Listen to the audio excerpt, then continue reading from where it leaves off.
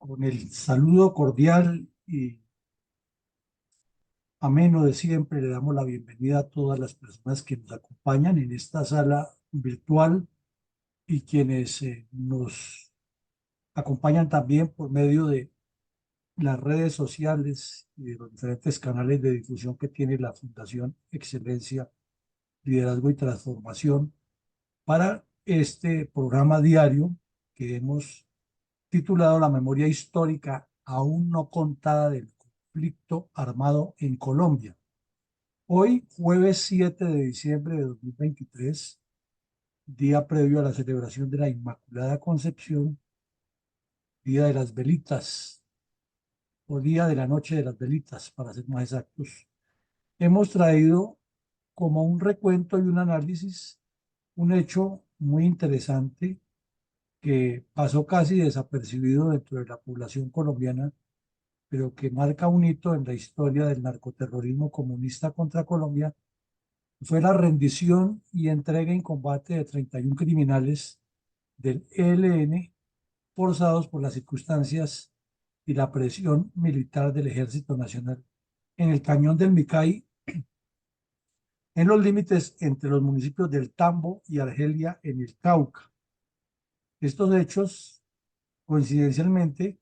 fueron la repetición de la rendición de otros 31 bandidos de la misma cuadrilla 5 años antes y en el mismo sector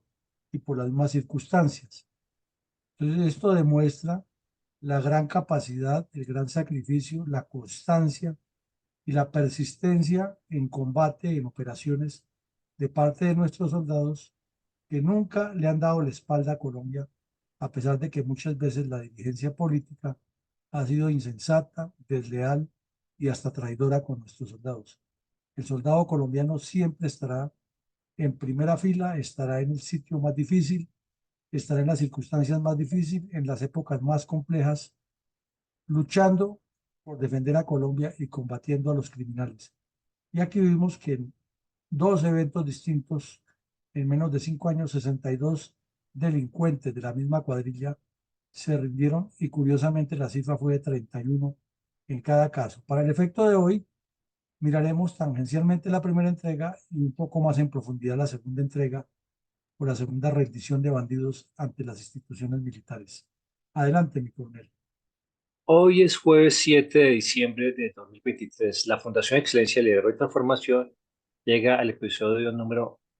446 de la memoria histórica aún no contada del conflicto armado en Colombia, mediante la cual presentamos un análisis político estratégico de la rendición de combate de 31 terroristas de la cuadrilla José María Becerra ante tropas del Ejército Nacional en desarrollo de operaciones de combate en el área rural del municipio de Tambo, Cauca, en la zona conocida como el Cañón del Río Micay, a finales de abril y comienzo de mayo de 2020.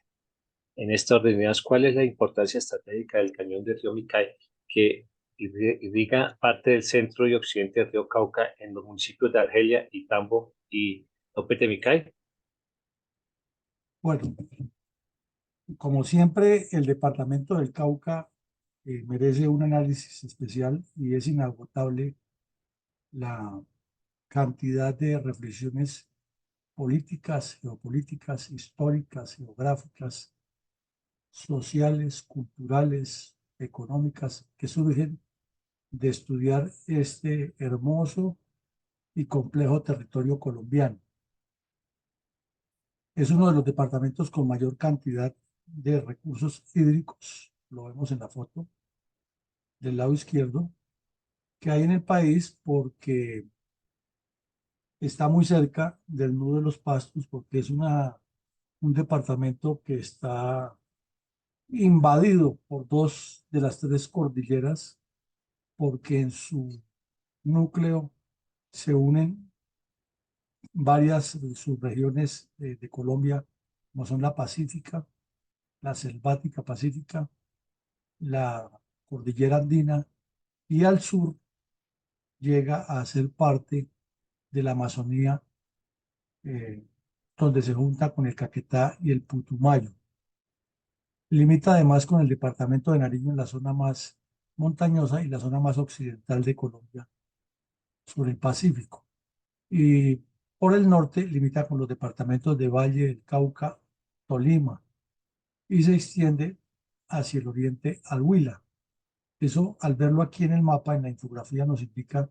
que es la perfecta unidad geográfica o integración geográfica entre el sur del país, el occidente del país, el centro occidente del país y la región amazónica. Por lo tanto, requiere o adquiere unas condiciones muy especiales. No nos olvidemos que en sus inicios como departamento o como estado soberano, llegó a ocupar todo el sur y oriente de Colombia hasta extenderse al Brasil, donde se unen los ríos que deberían configurar la geografía colombiana y no esa línea recta de Apaporis Tabatinga que se la inventaron los brasileños para robarle a Colombia de frente una gran cantidad de selva amazónica. Este departamento, como lo decimos, por su gran cantidad de ríos, por sus pliegues en las dos montañas y por su cercanía con la zona pacífica, se convirtió en el epicentro del narcotráfico. Y en la región centro del departamento, que es donde está prácticamente el poder económico, social, político de la misma unidad geográfica administrativa o política administrativa, está el municipio más grande de esa región, que es precisamente el municipio del Tambo. Y al verlo, ese municipio del Tambo limita al sur con la región sur, que se llama el departamento, y también con la región macizo, y al oriente con la región oriente, y al norte con la región norte, y al occidente con la región pacífico. Quiere decir que la región centro del departamento tiene límites con de sus municipios con todas las otras subregiones del departamento, y que de allí se irrigan tanto los ríos como las carreteras, como las vías, como la historia, porque baja de la cordillera occidental, cruza el valle del río Cauca en el sector de Puenza y asciende nuevamente hacia la cordillera central. Y ahí se acumula historia patria, historia de conflictos, historia regional, en una pequeña zona, y desde luego el Tambo, con su famosa región o su sitio de la Cuchilla del Tambo, tan cara para nuestra historia colombiana, se convierte en otro problema de difícil solución por la presencia de los grupos delincuenciales allí. Al verlo en este mapa, vemos los municipios mucho más claro. El Tambo limita con prácticamente con dos de los tres municipios del occidente, lo cual quiere decir que le da salida hacia el Pacífico por muchos sectores, y que al sur está limitando con un municipio que es como un pesebre en su concepción geográfica, pero que es un gran problema para la seguridad nacional, que es el municipio de Argelia, ya que esa belleza y esa condición natural que es este río que vemos aquí, que va subiendo, que nace en Nariño, entra al Cauca por Argelia, va creciendo, a medida que la cordillera lo irriga, y va descendiendo hasta salir al Pacífico, uniéndose a otro río, es el famoso río Micay. Y ese río Micay, como vemos, atraviesa a por lo menos tres de los municipios más importantes del Cauca, que son Argelia, El Tambo y López de Micay, que deriva su nombre de precisamente de ese municipio, de ese río.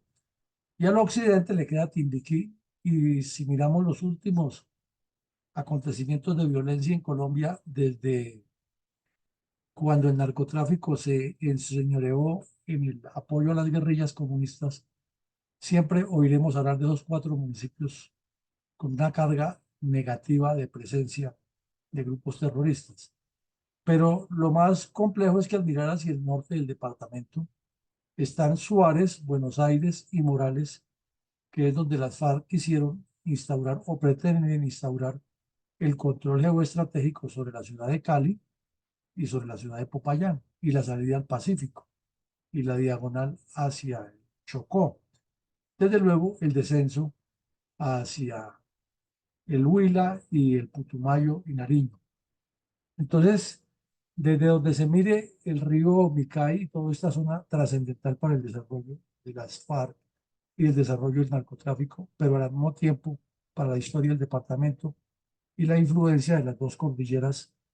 en el desarrollo integral. Ahora vemos aquí en este mapa rojo, es que es bastante grande el municipio del Tambo y todo el occidente del departamento del municipio es cruzado por el cañón del Micay hasta descender a López de Micay. Y los municipios que integran la provincia centro, muy afectados también por la historia de la violencia y están al otro lado prácticamente todos del río Cauca. Entonces está el municipio de Morales, está el municipio de Cajivivo, está el municipio de Piendamó, muy cercano a Cali, se pasa por ahí cuando uno va para Popayán, está la misma capital del Cauca, están Timbío, Rosas, La Sierra y Sotará. Y aquí en este sector hay varios volcanes, inclusive el de Sotará y un poco más al norte el del Puracé. Veo una diversidad de aspectos geográficos, históricos, culturales que hacen de este departamento una tierra muy rica en todos los sentidos. Y coronel, ¿por qué Sí, a partir de la década de 1980 las FARC y el ELN, además de otras bandas criminales, se concentraron en conquistar a sangre y fuego el control geopolítico del Cañón del Micay y áreas aledañas? mi coronel, quizás esta foto satelital de la región nos resuelve completamente esa pregunta que usted está haciendo, que es muy importante. Y es que, como vemos, eh, al occidente del Valle del Cauca y del Cauca está el Océano Pacífico, generosamente rico en todos los sentidos y olvidado por los colombianos. Y notamos que el río Micay ejerce como un imán, como un desarrollo telúrico que afecta toda actividad humana en la región porque prácticamente encañona y condiciona eh, la vida de los habitantes de la región que por origen son indígenas, luego afrodescendientes, luego mestizos, tanto por el mestizaje que hicieron los españoles como el mestizaje que hubo entre mulatos, zambos, etcétera, y que va ascendiendo hacia la cordillera occidental y cada vez que se asciende más, trae muchas más poblaciones de ese mestizaje. O si se mira al contrario, mientras desciende también trae poblaciones mucho más mestizas.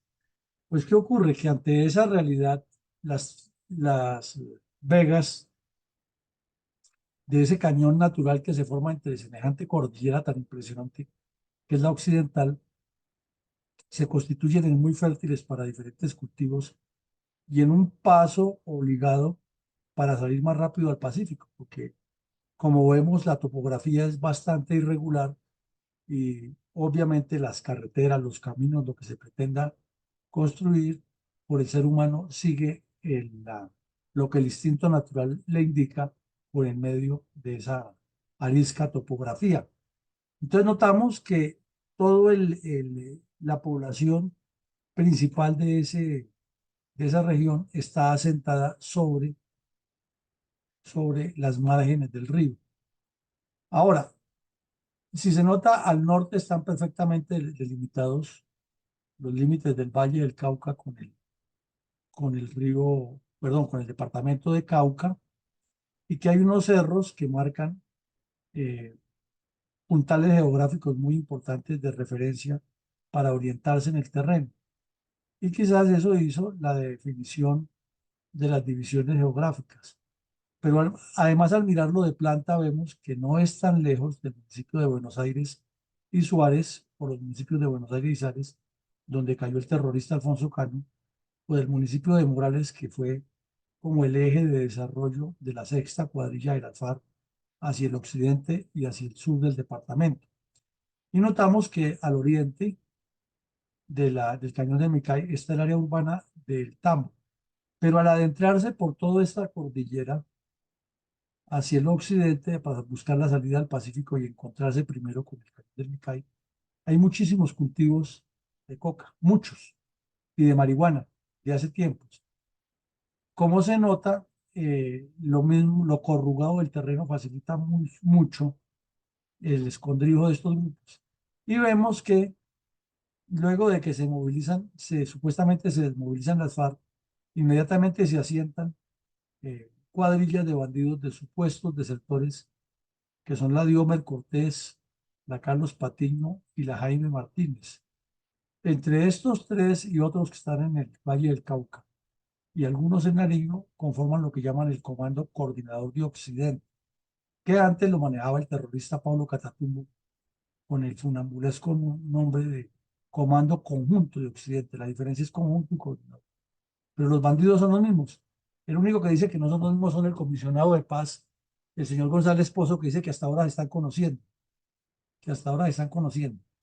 Y más al oriente de ellos está otra cuadrilla de bandidos muy famosa, que también hace parte de esa estructura, que es la de Agoberto Ramos. Esos tenían otros nombres, eran de la sexta y la octava cuadrilla de las FARC, cuando Timochenko era el cabecilla principal en el monte, porque ahora es el cabecilla principal en el Congreso, y cometían todos los delitos en esta zona a órdenes directas del terrorista Pablo Catatumbo. Entonces, como vemos, por su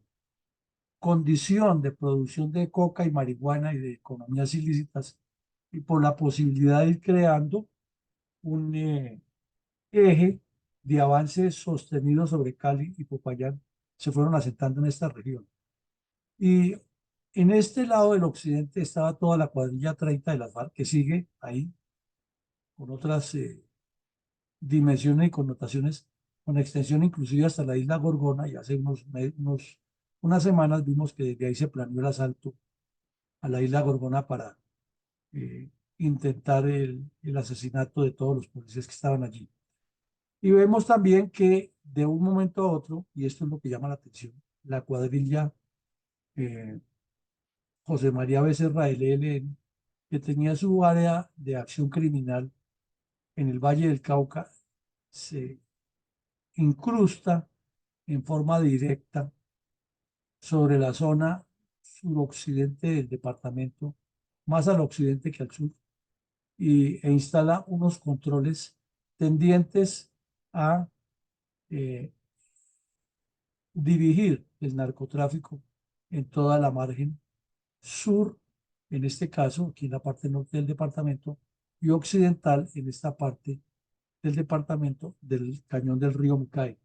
Entonces, como si las FARC y el ELN se hubieran repartido intencionalmente la zona para delinquir después de la supuesta desmovilización del grupo narcoterrorista. Y al ver esta historia o esta infografía que publicó un medio de comunicación, nos queda mucho más claro por qué ese corredor es tan importante. Aquí esta foto satelital un poco más de mayor escala nos muestra que es que, mire, está Pradera, Candelaria, Florida, Jamundí, Puerto Tejada, Santander de Quilichao, al noroccidente de la zona del cañón y no tan lejos como se supondría. Entonces, con un helicóptero es muy rápido lo que se puede mover por esa región, o siguiendo los caminos, en cuestión de 4 o 5 días se puede pasar de un lado a otro. Y como hay caminos que son de la época indígena o de la época de las colonizaciones, son muy conocidos por los bandidos y tienen la forma de cortar distancias a pesar de lo áspero y lo difícil de la topografía. Y en la medida que vemos se va acercando más al Tambo y a Popayán, y son asentamientos humanos que han buscado pliegues de la cordillera y sobre todo por los ríos, por los cursos de agua, que es lo que siempre el hombre ha buscado para ubicarse. Y ya en el área precisa de Tambo y de Popayán, que es donde está el problema, encontramos que está la Cuchilla del Tambo, el cerro o la región de Huizitón, muy conocida por hechos criminales, y esta que se convirtió en el dolor de cabeza para todos los soldados y las tropas y las autoridades regionales en el departamento, que es el Corregimiento del Plateado. El Corregimiento del Plateado está al occidente de Argelia, muy cerca de otro corregimiento que llama el Mango, que han crecido infortunadamente, con una colonización informal y con una presencia fuerte del narcotráfico.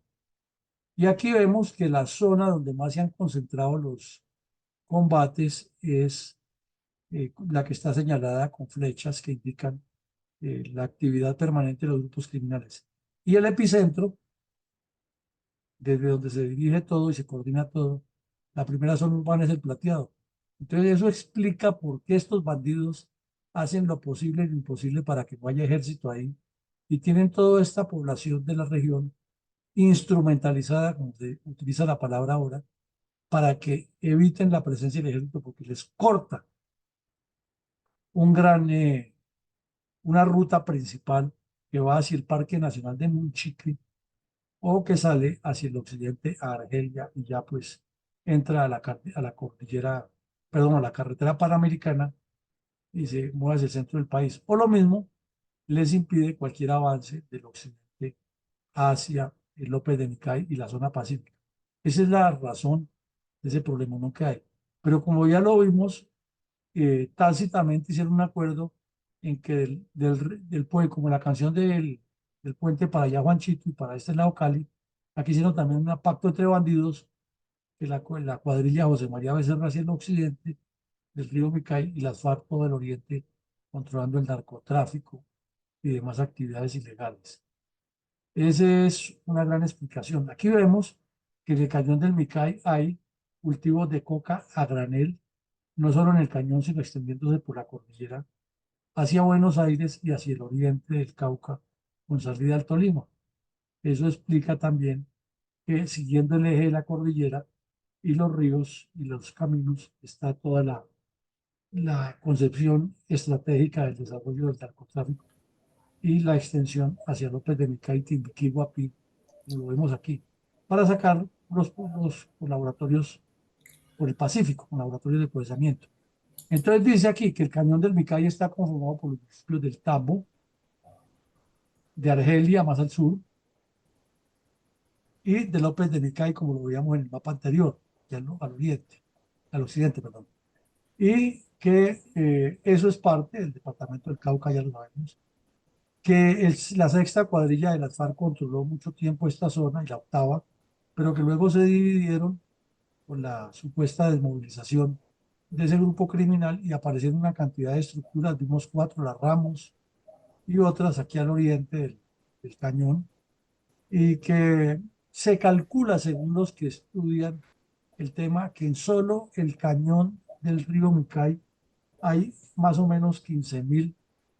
hectáreas de coca sembradas por el narcotráfico y las FARC y el ELN. Pero otros estudios dicen que ya hay hasta 20.000. Eso calcula la fuerza de tarea que está luchando allá contra estos bandidos. Y entonces explica que esa es la razón del control de esta zona ahí, pero nosotros le agregamos que es por la proyección geoestratégica sobre Popayán, sobre Cali, sobre los municipios de Florida, Puerto Tejada y Pradera, y la extensión que tiene hacia el Pacífico y hacia el sur y hacia el oriente en la salida a Huila y Tolima y Putumayo. Entonces vemos que es una cantidad de información la que nos da este mapa y explica la razón de la conflictividad actual que hay allá y de por qué las FARC y el ELN han querido controlar esa zona. Mi coronel, ¿qué información podemos compartir a grandes rasgos acerca de la cuadrilla José María Becerra del grupo terrorista ELN? Pues mi coronel, yo creo que estas tres fotos que vemos aquí nos dan mucha más información, ¿no? Acerca de esa cuadrilla. Y vemos que es que el cañón del Micay es de una diversidad topográfica y una dificultad muy amplia para transitarlo o para establecer controles de seguridad nacional, ya que la misma distribución de los accidentes naturales lo hace muy difícil y la presencia dañina del ser humano en la región es evidente para hacer más arduo el recorrido. Entonces vemos en el fondo que las nubes, como lo explicaba mi colega González hace un tiempo, producto del cruce de las corrientes que vienen del mar y las corrientes de aire que surgen de la montaña y la alta pluviosidad que hay en la zona, mantienen el terreno así casi siempre tapado. Entonces eso garantiza que en cualquiera de estos pliegues, que son muy amplios, pues una aerofotografía es muy, reduce mucho la visión del terreno, pero ya en el sitio eso es extenso, se puedan desarrollar N actividades ilícitas sin ser detectadas y máxima en una zona tan deforestada como la que han deteriorado los delincuentes, pues cualquier presencia de la tropa es detectada inmediatamente desde los sitios boscosos, cubiertos o altos. Y vemos la tristeza de cómo se derribó todo este bosque tropical aquí para llenarlo de cultivos de coca. Como lo ha dicho el general Federico Mejía, en la zona es casi imposible avanzar sin toparse con un enorme cultivo de coca para salir de ese y encontrarse con otro, y con el problema de las minas y las trampas y los tiradores emboscados y la dificultad que a menudo el cielo se tapa y no se puede llevar los apoyos helicoportados inmediatos. Y de remate, pues como vemos, siguiendo el curso del cañón del río Micay, está una carretera que está todo el tiempo encajonada y cualquier movimiento motorizado de tropas que se haga estará a expensas que en cualquiera de estas curvas le hagan un atentado. Entonces, respecto a la cuadrilla José María Becerra, se hizo famosa cuando cometió unos dos asaltos masivos, secuestros masivos, el de la iglesia La María en Cali y el de los turistas y habitantes del kilómetro 18 a finales del siglo pasado y comienzos del siglo XXI. Esa cuadrilla fue insertada desde los años 70, 80 por la dirigencia del ELN, por el cura Pérez, durante la etapa del replanteamiento, y tenía como focos inicialmente las universidades públicas del Valle del Cauca, las comunidades eclesiales de base de las arquidiócesis de Cali y Palmira y otras, los estudiantes de varios centros educativos de secundaria y los sindicatos obreros del Valle del Cauca, que han sido beligerantes a lo largo de la historia. Sobre esos cuatro ejes fueron creando primero la red urbana y luego la unieron con un trabajo de masas que había hecho un obispo muy conocido que fue el,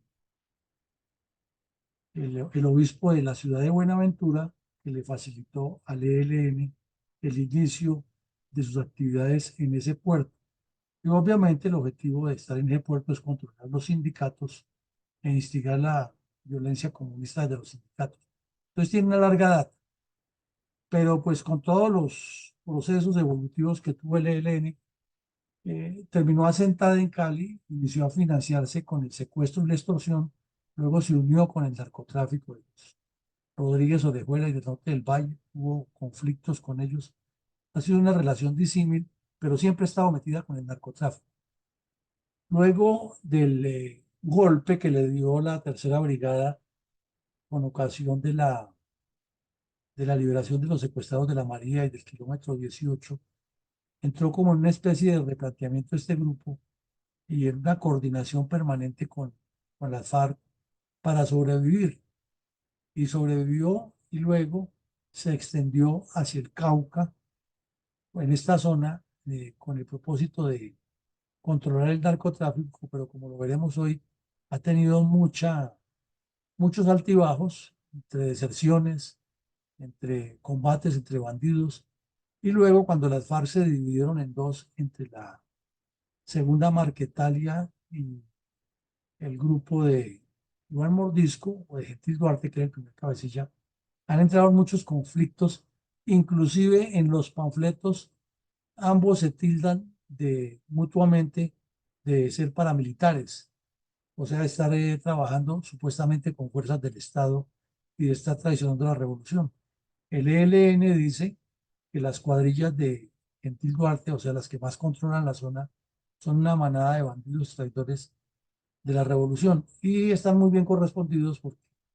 la cuadrilla o las cuadrillas del Comando Conjunto de Occidente, Coordinador de Occidente, Iván Mordisco dicen lo mismo. Y la segunda Marquetalia, que es un poco más reducida, entonces anda con pinchería con el ELN en la zona y cada vez que se encuentran con las FARC se matan. Y como allí también aparecen narcos del, del Clan del Golfo y otros que tratan los mexicanos de meter para hacerles conejo en el negocio, también entre los bandidos se matan. Y tienen el control total de la región. Eh, la periodista que más claridad le ha traído al país de ese fenómeno es Salud Hernández, que ha hecho varias crónicas, ya que el ilustrísimo senador Ariel Ávila lo que fue allá fue a legitimar a las FARC y a dar a entender que eso era la solución para el país, e hizo unos reportajes, publireportajes para las FARC que están en las redes sociales. Entonces la información es amplia, compleja, diversa, contradictoria, así como es de contradictorio el terreno, es de contradictoria la información acerca de la presencia de la cuadrilla Becerra en esa región. Adelante, mi coronel.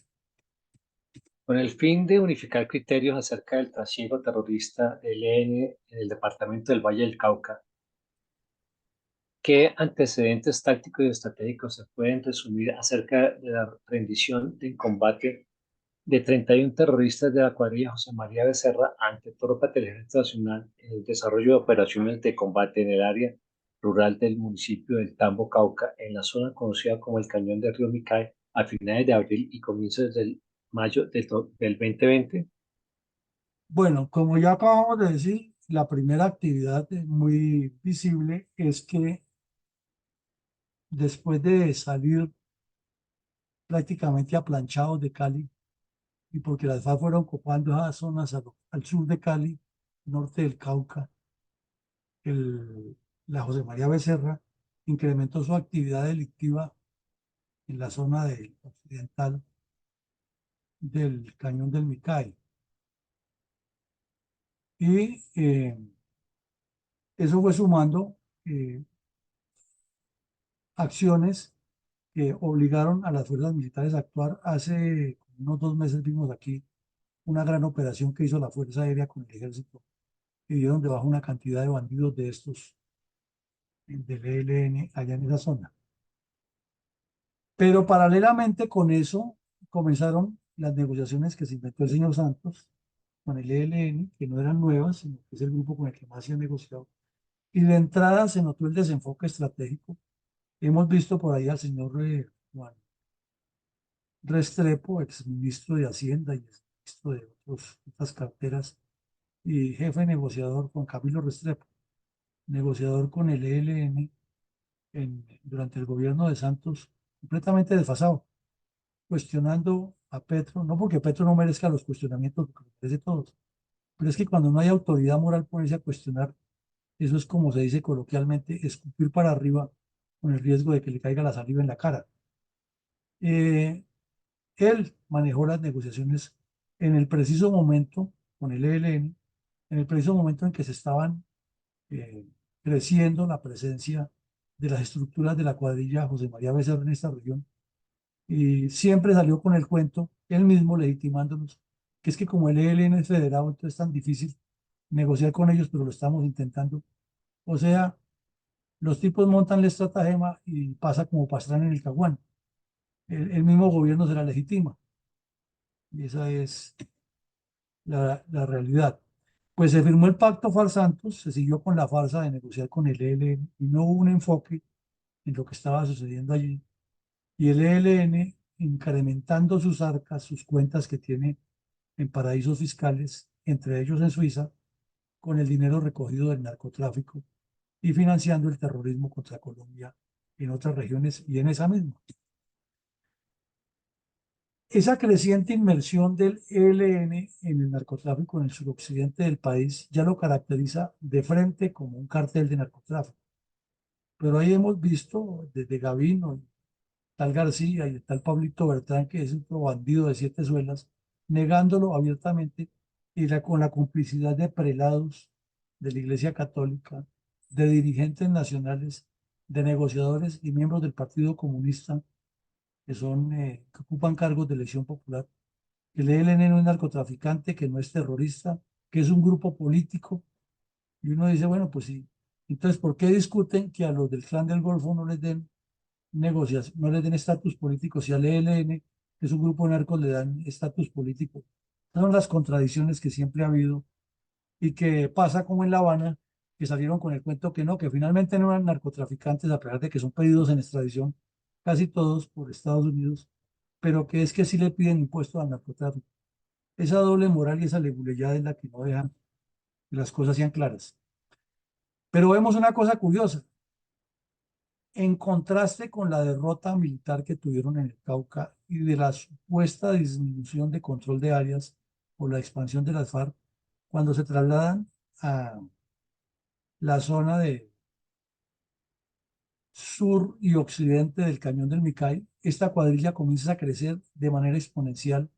y lo que ellos llaman en sus análisis internos un crecimiento irresponsable, porque se aumenta la cantidad de masa, pero no se cualifica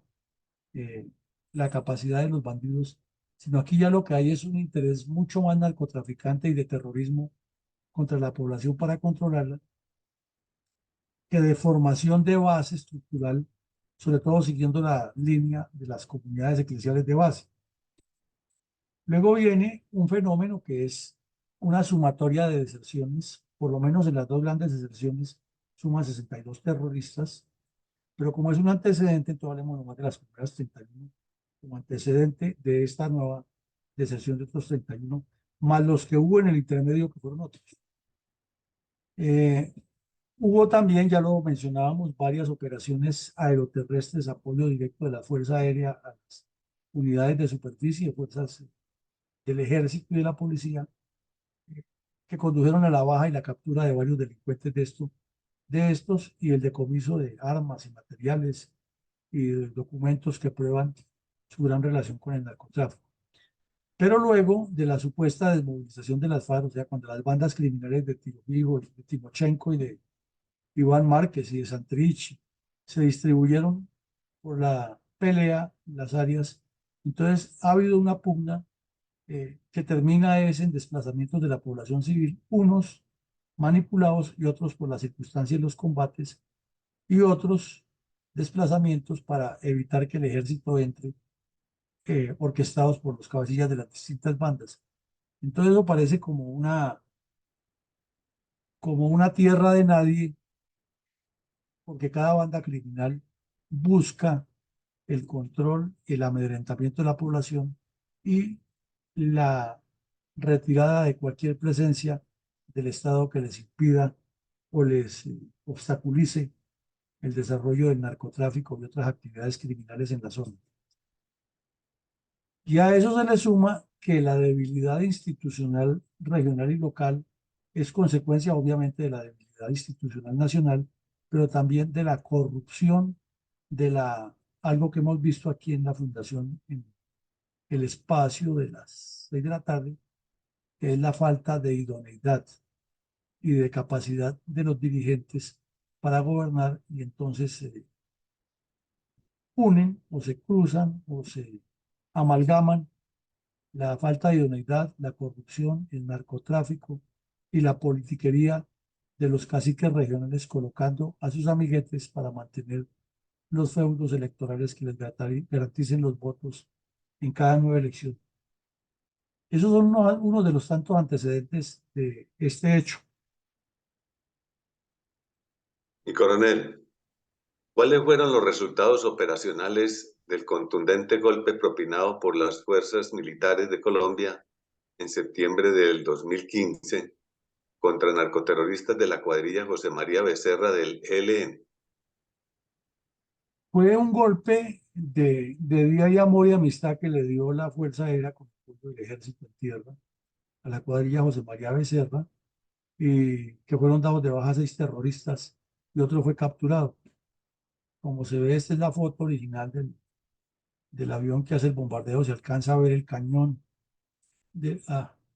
saltó la funda. El cañón del río Micay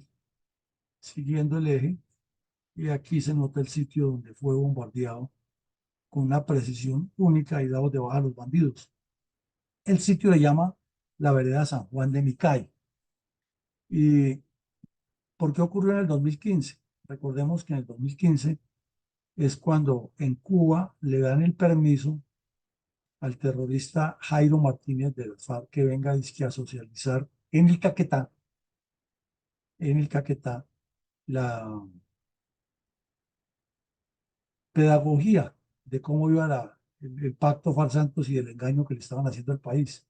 Pero el señor Santos le dio el permiso, avión exclusivo para el bandido y supuestamente aterrizó en el Caquetá, supuestamente. Lo cierto es que en esos días una cuadrilla de las FARC, por aquí más al norte, asesinó a unos soldados que estaban en un coliseo deportivo en Buenos Aires, Cauca, descuidados e irresponsables con la seguridad y vinieron y asesinaron como a 9 o 11 soldados. Entonces la respuesta del señor Santos fue ordenar un bombardeo aquí al occidente en Timbiquí y oh sorpresa, entre los muertos de ese bombardeo estaba Jairo Martínez, que nunca supieron explicar la sal por qué se había viajado al Caquetá, estaba ya metido. Obviamente salió Santrich, Iván Márquez a regañar al país que eso era un crimen de las fuerzas militares, ya que el señor había viajado a Colombia a socializar los avances del proceso de paz en Cuba. Y entonces uno le pregunta si el permiso era para estar en el Caquetá, ¿qué hacía en el Cauca? Pues obvio, era eh, la despachada de un montón de kilos de coca. Entonces Estados Unidos le apoyó intensamente con información satelital y con toda su inteligencia a Colombia que sobre el Pacífico se golpeara y fue cuando ocurrieron varios golpes en el Atrato, Chocó, en el Cauca y en el Valle contra estructuras de las FARC. Esa fue la explicación. Y en varios de esos golpes cayeron varios cabecillas de las FARC. Pero por extensión se detectó esta ubicación del ELN y por eso fue que la Fuerza Aérea les dio un regalo de vida y amor y amistad, eliminando 6 bandidos y el ejército capturó a otro y además les encontró un montón de material de guerra, inteligencia, comunicaciones y documentos. Ese fue el golpe de septiembre del 2015. Mi coronel, meses después de esta contundente operación de las fuerzas militares, se produjo la deserción masiva de 31 terroristas de la cuadrilla José María Becerra. ¿Cómo informó a sus lectores de este trascendental hecho la agencia de comunicaciones Colprensa? Bueno, mi coronel, en esta foto se ve que viajó el mando militar allá, el ministro y el presidente de turno, a presidir la entrega formal de estos bandidos, la rendición formal, y fue un golpe impactante. Que fueron 31 delincuentes que se entregaron ante el ejército, que fueron concentrados en Cali, en el batallón Pichincha, y que demostraron que, o corroboraron todo lo que se había encontrado en la información inicial. Mm, Dijeron que pertenecían a una estructura que se llamaba Lucho Quintero Giraldo, memoria de algún terrorista de estos del ELN muertos, que el cabecilla principal era alias el Tigre, a quien compararon más o menos como uno de los cabecillas principales de la FARC en la zona, que contaron, el de nombre de este bandido era Collazos, Luis Collazos, alias el Tigre, que él llegó el momento en que entró en esa contradicción porque no sabía si dentro de la misma organización en cualquier momento por temas de narcotráfico lo podían matar, a pesar de que llevaban un brazalete revolucionario y de fundamentos guerrilleros. Cuenta cómo se desdobló la cuadrilla Vázquez Castaño, que fue la que inicialmente se ubicó en la región, que esa cuadrilla le dio creación a esta otra Lucho Giraldo, y esa fue la que le abrió espacio a la José María Becerra. Entonces, como vemos, un proceso de crecimiento de estos grupos, pero había una dicotomía en un crecimiento exagerado hacia el control del narcotráfico y a la violencia en la zona, más no eh, de lo que él pensaba que era la revolución socialista de construir todo un proyecto revolucionario alrededor de Cali. Entonces, en medio de todas esas dicotomías y la presión militar que estaba recibiendo con esos bombardeos tan precisos de la Fuerza Aérea y la infiltración de tropas terrestres que les ponían la vida a cuadritos, decidió entregarse. Ese es el resumen y por qué se entregó con 30 bandidos más, causándole un golpe importante al ELN, pero no definitivo.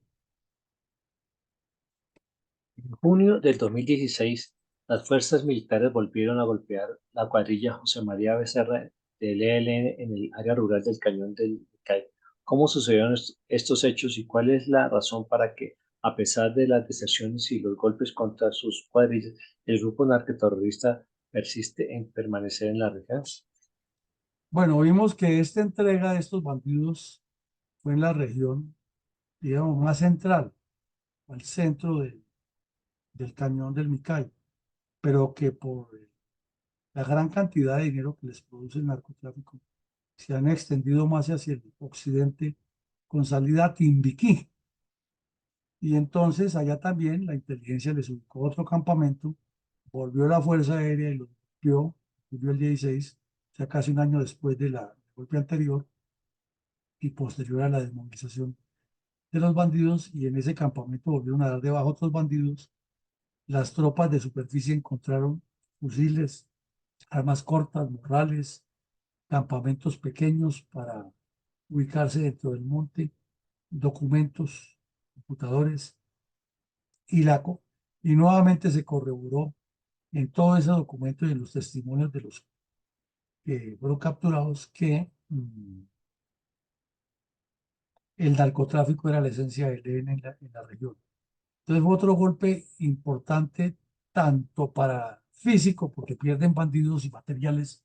como porque se les desenmadeja todo su entramado criminal alrededor del narcotráfico y otros delitos.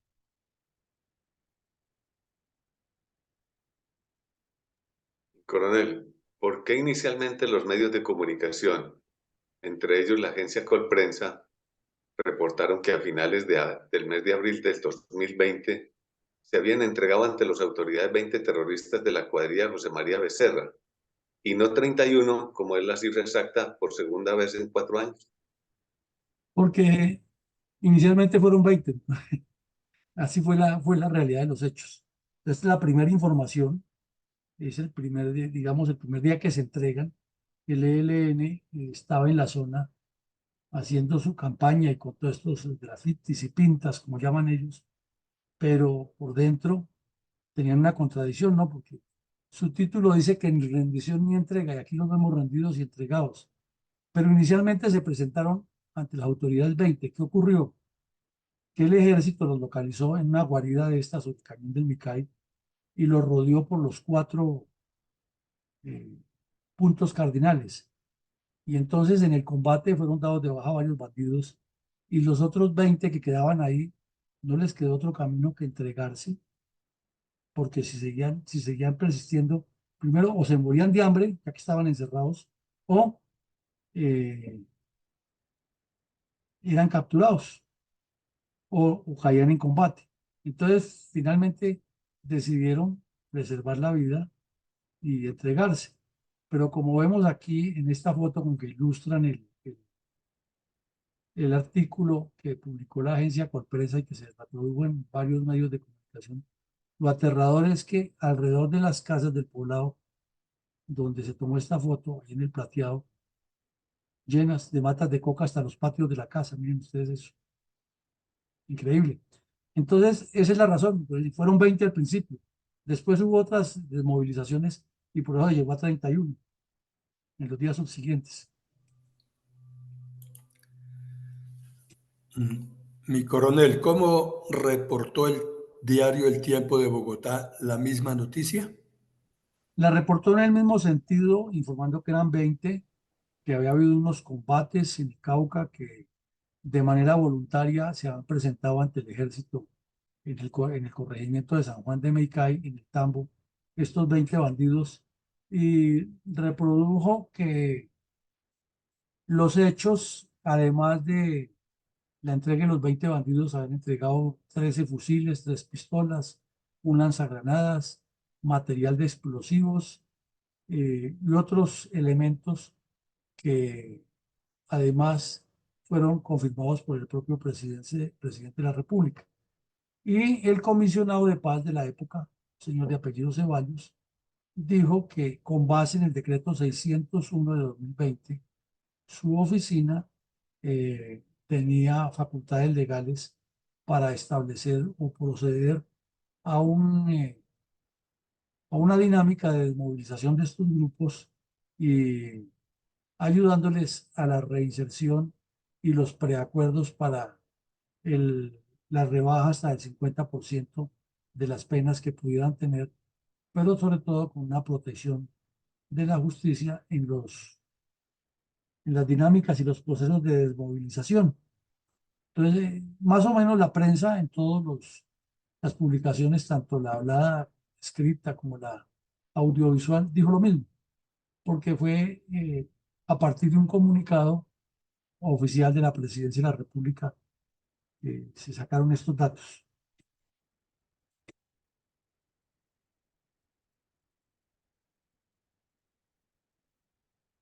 Adelante, mi coronel. ¿Cómo describió Caracol Radio la primera parte de la noticia relacionada con la rendición en combate de 31 terroristas de la cuadrilla José María Becerra ante tropas del Ejército Nacional en desarrollo de operaciones de combate en el área rural del municipio del Tambo, Cauca, en la zona conocida como el Cañón de Micay, a finales de abril y comienzos de mayo de 2020? Bueno, Caracol fue un poco más específico, no muy diferente, pero sí fue más específico porque le alegó algunos datos interesantes. Entre los 20 bandidos que inicialmente se entregaron, había 15 hombres y 5 mujeres. Y resaltó que entre los que se han entregado estaba alias Palermo, que era el cabecilla de todo el grupo. También se resaltó que la concubina de él no se había entregado en ese momento. O sea, que se esperaba que en breve se entregara esa delincuente también. Eh, Explicó también algo que el decreto 601 de 2020 les permitía una ruta de desmovilización, pero cada uno individualmente, no en paquetes, sino cada uno tenía que ir a hacer su proceso individual. Y le agregó también que fue después del combate que los bandidos se dirigieron en grupo hacia el área urbanizada del corregimiento, buscaron al Ejército Nacional para entregarse, rendirse y entregar todas las armas y materiales, pidiendo la protección del Estado eh, para que los demás bandidos de las FARC, el ELN y los demás narcos no los mataran y además confesando todo lo que sabían de la ubicación de guaridas y de campamentos, de rutas y de contactos de los narcos, por lo menos los del ELN, así no tuvieran mayor información sobre quienes delinquían con las FARC en el mismo sentido.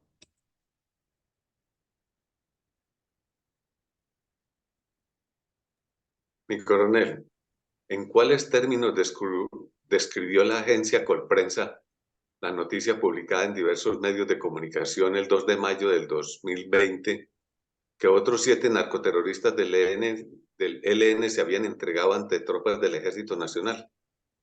Pues aquí vemos que en esta foto tomada en el cantón de Nápoles, en Cali, están los 7 bandidos nuevos que se entregaron, todos con tapabocas porque es la época de la pandemia. Están los morrales y demás material que les incautaron y los soldados de la policía militar custodiándolos y los bandidos sentados ahí en las sillas esperando a que les decidan su suerte, completamente doblegados. Uno de los aspectos que se resaltó allí es que entre estos 7 nuevos que tiraron ya para completar 27, estaba Camila, la compañera de Palermo, de quien se suponía que era cuestión de tiempo que se entregara, ya que el cabecilla, o sea, el concubino ya se había entregado y obviamente ella iba a hacer lo mismo. Entonces, el artículo describe un poco de detalles de esos, pero se enfoca mucho en repetir lo de los 20 que ya se han entregado, y como ya lo hemos publicado, pues esa parte no la colocamos aquí en la pantalla. Adelante, mi coronel. Mi coronel, enseguida la revista Semana agregó otra noticia acerca de la entrega de un nuevo grupo de terroristas. ¿Cómo sucedieron esos hechos? Pues, mi coronel, los hechos fueron la continuidad de las operaciones con base en las informaciones que dieron estos bandidos que se han entregado, con base en la persecución que era intensa. Y aquí la revista Semana publicó un título que es hasta curioso. Dice que se entregaron 3, pero en el contenido aclara que son 4. Lo cierto es que cerca del Plateado Cauca, por la margen sur del río, allá se entregaron otros 4 bandidos para completar 31, todos integrantes de la misma cuadrilla. Esto fue un golpe importante de parte del ejército contra los delincuentes, pero infortunadamente al Estado colombiano, al señor Duque, que estaba el ministro de Defensa del mando militar de la época, les faltó mucha más, que dijéramos, como mucha más agudeza política para haber explotado mejor este golpe. Se les sugirió en su momento que utilizaran toda la información, que hicieran documentales, que hicieran hasta libros, revistas, artículos, volantes, para distribuirlos en todas las zonas del país donde había ELN, invitándolos a la deserción, pero no se acató esa recomendación. Y fue una lástima, porque fue un golpe supremamente importante que, si se hubiera explotado psicológicamente en ese momento, en el resto del país, de seguro que las deserciones hubieran aumentado. Además, que hubieran regresado a la vida muchos jóvenes que están engañados allá, que están presionados por los cabecillas, y al contrario, esto le sirvió fue al ELN para decir desde Cuba que ellos estaban en la lucha y que no renunciaban. Y apareció otra vez el tal Pablo Beltrán, legitimando el secuestro, negando el narcotráfico, y que esto no era una desmovilización del ELN, que era un montaje. Bueno, todas las mentiras que saben decir. O sea, se ganó una batalla en el terreno táctica, pero se perdió una batalla psicológica de gran importancia que se hubiera podido aprovechar en ese momento.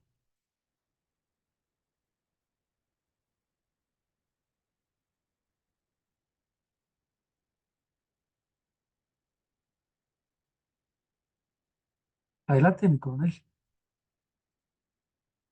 Estaba leyendo el libro. ¿Por qué Caracol Radio publicó el 3 de mayo de 2020 que la cifra de los terroristas del ELN rendidos ante las fuerzas militares era de 31 delincuentes? Porque ya se ha consolidado la cifra, porque se había establecido que entre los delincuentes había un menor de edad, que se pasó a bienestar familiar, que, y ya estaban los nombres de los establecidos, las jerarquías, y entonces el tal Palermo tenía de jefe de seguridad a un tal Esteban, que era otro bandido matón de la región, y que dentro de los desmovilizados estaban los que controlaban las milicias del ELN en el sector del Plateado. Eh, También volvieron a reconstruir la cantidad de armas que tenían y otros datos que ya conocemos, pero ya Caracol estableció exactamente cuál era la jerarquía dentro de ese grupo y la relación que tenían directamente con los cabecillas nacionales del ELN. Mi coronel, ¿fue esa información por algún otro medio de comunicación? Sí, la revista Semana ya hizo lo mismo y muestra aquí a un oficial, un mayor, el comandante de un batallón de contraguerrillas, hablando con un bandido de estos. eh, el sujeto tiene la cara tapada, pero se nota que está muy arrepentido de lo que allí le sucedía, y que estos son documentos para la historia que por ahora se miran como algo normal, pero que dentro de unos años serán referente para la construcción de esa, de esa etapa en la cual el ejército sacrificó mucho a sus hombres, algunos perdieron la vida, como suele suceder en la guerra, detrás de este grupo, pero se logró por medio de la presión militar la desmovilización de una cuadrilla completa y la disminución de los delitos en una región donde hay esa multiplicidad de agentes generadores de violencia. Mi coronel, podemos escuchar un minuto de silencio en memoria de las víctimas de las masacres y asesinatos selectivos cometidos de manera constante por el grupo terrorista ELN contra los colombianos.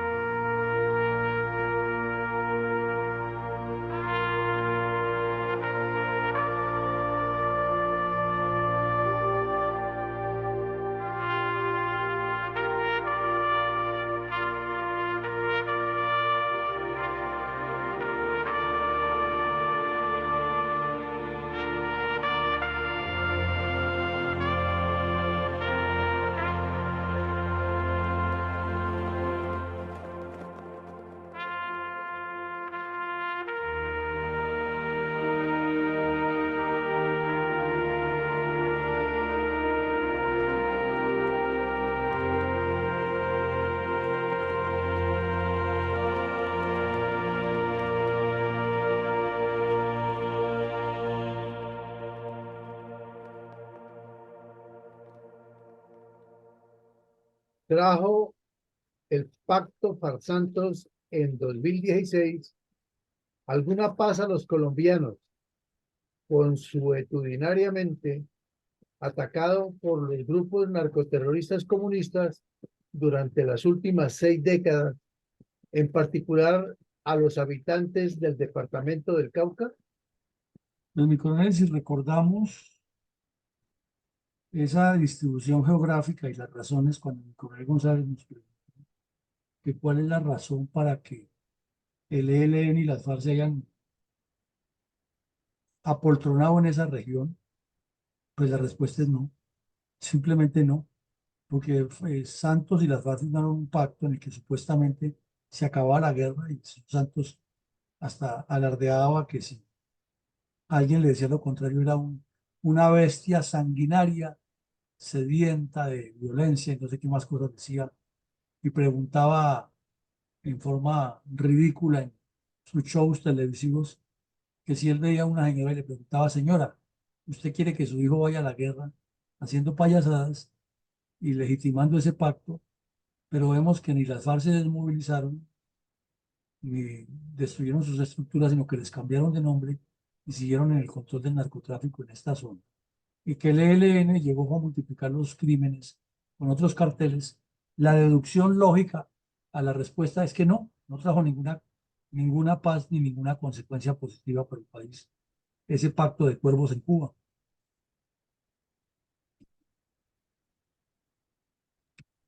Coronel, es procedente enunciar algunas reflexiones de orden táctico operacional relacionadas con la rendición en combate de los 31 terroristas de la cuadrilla José María Becerra ante tropas del Ejército Nacional en desarrollo de operaciones de combate en el municipio del Tambo, Cauca, en la zona conocida como el Cañón del Río Micay. Muchas, mi coronel. Y aquí colocamos irresponsabilidad del gobierno y negociadores, pero en realidad es irresponsabilidad de los gobiernos. porque desde el señor Alfonso López, que se prestó para el show de sacarlos del sur de Bolívar cuando estaban rodeados los remanentes de Fabio Vázquez. Luego Belisario Betancur con toda su debilidad de carácter. Luego Virgilio Barco, que no entendía lo que estaba pasando y pasó los 4 años sin entender el problema. Y después el show de Gaviria y de Samper y de Pastrana y de Juan Manuel Santos y ahora de Petro, pues es un acumulado que hay una responsabilidad de todos esos gobiernos frente al ELN y que en todos los casos, sin excepción, han ido a negociar con ese grupo terrorista personas que ni fu ni fa no tienen la menor idea de cómo es la estructura orgánica del ELN y sus planes. Y de remate, ya hasta miembros de la Reserva les dio por hacer parte del mismo show, que en las mesas de la sociedad civil, sin saber ni entender todo este entramado y ver que esto es una construcción de largo plazo y que, como lo dice el terrorista Jagua, Belandia o Belandia Jagua en su pasquín que cuenta sus memorias, lo que hay es una descomposición ideológica, más no la destrucción de los ideales del ELN. Entonces estamos en las mismas. Las razones para el crecimiento de la cuadrilla José María Becerra indican que sobre ese sector, el norte del Cauca, el sur del Valle y las dos ciudades principales, Popayán y Cali, se teje desde hace rato por parte del comunismo armado y desarmado un entramado de redes clandestinas orientadas a establecer un control total de la región y separarla del país y formar un esquema de violencias que se materializaron mucho y las protestas contra Duque, que no eran protestas, sino era terrorismo financiado por el narcotráfico e ideologizado por los comunistas. Igual que con el ELN, pues, sucede lo mismo. El narcotráfico, la política y los diálogos se cruzan, se entrecruzan y se cae en una marejada de errores, en una sumatoria de errores que parecería no tener fin, porque la dirigencia política, además de irresponsable, ignora el plan estratégico del grupo terrorista. Luego vemos cómo así como las FARC tienen una evolución dentro de su plan estratégico para meterse hasta los tuétanos en el narcotráfico, al ELN le pasa lo mismo. Su plan vuelo de águila, que concibe el crecimiento matemático y geométrico de sus cuadrillas, está dependiendo ahora directamente del narcotráfico, igual que dependieron las FARC. O sea, es una repetición de la historia, pero los señores, los expertos, los negociadores que van a la mesa de conversaciones, se dejan meter dentro de la dialéctica enredadora de los cabecillas y no los ponen en su puesto y les dicen, mire, las FARC les pasó esto, ustedes hacen lo mismo. Vamos a hablar es de cómo se separan ustedes del narcotráfico. Ah, no, porque es que eso no está en la agenda, porque es que eso agrede, porque es que eso no está acordado, porque bla, bla, bla. Y ahí los tenemos enmarañados en el mismo enredo, porque además de conocimiento les falta carácter para ponerse en su puesto. Hay un hecho que facilita el crecimiento de la participación de las FARC en el narcotráfico y es que está probado ya que durante la pandemia, por el aislamiento social que hubo, en el primer mundo se aumentó el consumo de coca y otras sustancias alucinógenas. Y entonces, a pesar de que hubo recesión económica en los aspectos normales de la economía nacional, al narcotráfico se le convirtió en una primavera de enriquecimiento. Y obviamente los grupos que controlaban el narcotráfico, como el ELN, las FARC y los demás carteles, se les aumentaron los ingresos y la posibilidad de hacer violencia y de reclutar más jóvenes en plena pandemia. A pesar de todo lo que diga el señor Santos y lo que digan todos sus defensores con las mentiras que cuentan, lo único cierto es que hay una pugna tenaz por bandas criminales por el control de la coca en todo el cañón del Micay y que el señor Petro ha tratado de enmascarar con actividades ilegales, como la de permitir o acordar con los bandidos que el ejército entrara el día de las elecciones del 29 de octubre y que esa misma noche les desocupaba el área para que volvieran los bandidos a controlar, o mejor, para que siguieran controlando, porque el día de las elecciones iban a estar quieticos ahí escondidos observando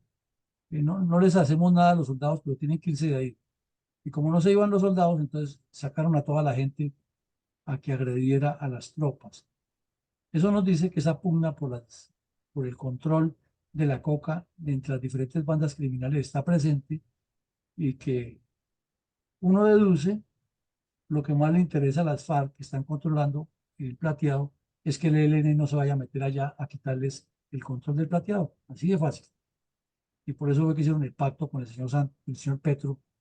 para que el ejército se saliera rápido de ahí y no los fuera a combatir a ellos, porque se sabe que los combate a ellos, entonces los sacan de ahí y después viene el ELN y se apropia de esa zona. Infortunadamente, al mirar esto con todo el estudio que hemos hecho ya de larga data en el Cauca, del Quintín Lame, del M-19, del Ricardo Franco, del EPL, de las FARC, a la final, en medio de todo ese enredo, lo único que se puede decir de manera lacónica es que lo que está pasando con la cuadrilla José María Becerra en todo el cañón del Micay es apenas una conflictividad más de las tantas que ha tenido el convulso departamento del Cauca, porque al Estado colombiano ya se le acumula una extensa etapa de falta de visión estratégica para resolver este problema que naturalmente ningún gobierno lo podría resolver en un día, pero sí podría encaminar rutas hacia la solución. Las negociaciones de paz con el ELN específicamente han tenido como efecto que lo que han conseguido las FARC en cada una de esas etapas les ha dado es como más argumentos positivos para ellos, pero negativos para Colombia, porque han sido más o menos paralelas, más o menos simultáneas, pero siempre la visibilidad mediática la ha tenido las FARC. Y el ELN ha venido en apariencia como un segundón, pero es el que más ventaja saca. Y ahí vemos que con lo que se pactó en Cuba, con el señor Santos, el ELN ha venido mangoneando ya 7 años, tratando de sacar las mayores ventajas y las sigue obteniendo y ya habla duro. Nosotros no nos pueden obligar a que no secuestremos, no nos pueden imponer nada, si no está acordado en la mesa. Y, o sea que hay que reconocerles que sigan secuestrando y cuando ya esté acordado, entonces sí como que se puede secuestrar, entonces ahí sí miramos qué hacemos, más o menos el mensaje. Y vemos que en todo este enredo, en todo este entuerto, el narcotráfico es un factor político determinante en la violencia en Colombia. Lo veíamos esta semana, como mientras asesinaban a un comandante de batallón, mientras asaltaban poblados, mientras destruían municipios, paralelamente los carteles de la droga seguían financiando desde la época de los 90 y 80 el terrorismo y hoy en 2023, ya para comenzar 2024, nada que cambia ese esquema. Y si no cambia ese esquema, quiere decir que la equivocación en la dirigencia política y en la concepción de la seguridad del Estado está equivocada y que hay que darle un giro en otro sentido. Pasamos entonces a las conclusiones de mi coronel Saldaña para el día de hoy. Adelante, mi coronel. Sí, mi coronel, gracias. Reflexión 465 episodios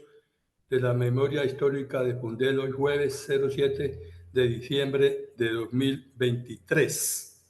Objetivo Colombia. Voy a dividir esta reflexión en dos segmentos. En episodios anteriores habíamos hablado de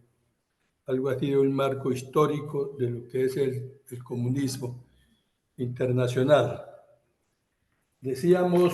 que el comunismo surge como una crítica al capitalismo engendrado por el liberalismo clásico de no intervención del Estado en la dirección de la economía nacional. Y también decíamos que en 1840 refugiados alemanes en Londres construyeron el grupo comunista y en 1847, esto es como un referente histórico, Engels y Marx crean la Federación Comunista. Y al año siguiente, en 1948, publican el manifiesto del Partido Comunista, Origen del Comunismo Internacional, por la abolición de la propiedad privada. Siguiendo entonces con este marco histórico, ese manifiesto emplea la palabra comunismo para designar el socialismo científico de Pierre-Jacques Proudhon, un anarquista francés, basado en una pretendida ciencia de la historia que descubre las leyes de la evolución de las sociedades humanas. Recuerde que también hay unas leyes de la evolución de la materia y de los seres. Entonces, esta evolución de las sociedades humanas era para distinguir esta ideología que creó Pierre Job, es para distinguirla del socialismo utópico de la época que ofrecía un modelo social sin aportar los medios para llegar a realizarlo. Más adelante se siguió empleando la palabra socialismo. Recordemos que el socialismo es un sistema de organización social y económica basado en la propiedad y administración colectiva o estatal. O sea, toda la economía concentrada en el Estado y donde nada tiene que ver la propiedad privada. Esa palabra de socialismo era para designar la doctrina y la táctica de los partidos socialistas que buscaban el poder político para el cambio social dentro de los métodos democráticos, y la palabra comunismo para designar la doctrina y el método revolucionario formulados en dicho manifiesto. De una vez digamos que esa primitiva federación que fundó Engels y Hegel y Marx, o Liga de los Comunistas, que también se llamaba, fue disuelta en 1852. Pongamos atención, después de que la mayoría de sus integrantes habían sido condenados a prisión. Aquí en Colombia, en Sudamérica, los consentimos. Vemos que el comunismo no para su trabajo. En Europa y en los países desarrollados no caló ni cala el comunismo. Entonces buscan a estos partidos, a estos países subdesarrollados para implantar el sistema comunista. El siguiente segmento tiene que ver con este aforismo que dice "Si vis pacem para bellum". Es una máxima latina que significa: si quieres la paz, prepárate para la guerra. Locución que deriva de un pasaje del escritor romano en estos temas militares, Flavio Vegecio, en el siglo IV. Sentencia de un contenido muy profundo, y es el que si realmente se quiere la paz, esta debe ganarse por medio del combate militar en contra de quienes depredan y destrozan con violencia el país. Y me refiero a dos aspectos. Uno, la demostración que con el combate se rinden los grupos terroristas, como nos ocurrió en este episodio, donde se rindieron 31 terroristas del ELN cuando fueron combatidos, cuando hay voluntad política de combatirlos. Y también me refiero a estos bárbaros terroristas que hoy y antes dialogan y dialogaban con el galimatías de que por ese medio se consigue la paz. Y por otro lado, quienes les están haciendo el juego político, a partir de los partidos políticos y a partir de los mismos gremios privados, como lo estamos viendo, que hay en la mesa de negociaciones sentado el presidente de la Federación de Ganaderos de Colombia. Aquí termino mi intervención. Muchas gracias y un feliz día para todos. No, pues mi coronel, muy claro su recuento histórico, muy clara la analogía y muy clara la descripción que hace del desacierto que hay en el tratamiento a estos grupos criminales frente a sus ambiciones, porque es que si se va a hacer una negociación, siempre se debe trabajar sobre qué se le contrarresta al adversario o a la contraparte y qué se gana de este lado. Pero aquí vemos que ni se le contrarresta nada, ni se ha establecido una hoja de ruta clara para el Estado y para el desarrollo del país a partir de la seguridad, sino que parecería que se estuviera parcelando la seguridad a que la manejen estos delincuentes. Pues bien, llegamos al final del ejercicio académico. Los invitamos esta noche que tendremos una interesante actividad académica entre el coronel Iván González y el doctor Úsuga, con base en la historia que dejó el señor Kissinger a lo largo de su carrera diplomática, que nos deja mucha enseñanza para todos los países del mundo y para el manejo de los estados. Será un ejercicio muy interesante en que los dos se les harán unas preguntas y las contestarán con tiempo determinado en debate y luego pues haremos un ejercicio colectivo. Mañana, por ser día festivo de la Inmaculada Concepción, no habrá actividades académicas en Fundel, pero retornaremos el lunes nuevamente en los horarios habituales. Por ahora, un feliz día para todos y que Dios nos siga protegiendo. Gracias y feliz coronel. día para todos. Feliz día para todos.